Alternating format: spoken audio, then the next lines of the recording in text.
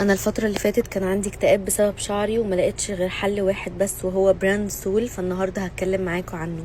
النهارده جايبه لكم حاجه مضمونه، مش مليار المية، مش مليون المية، مليون التريليون في المية.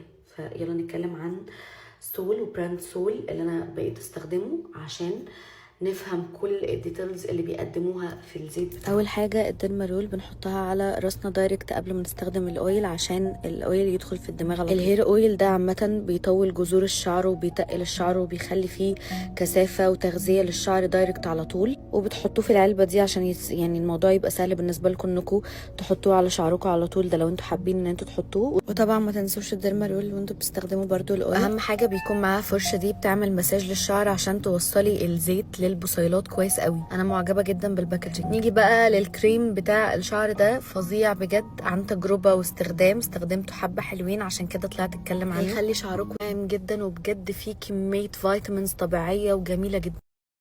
بتمنى تكونوا استفدتوا. شوفوا ايه تاني عايزين تسالوني فيه وان شاء الله هلاقي لكم الحل. باي.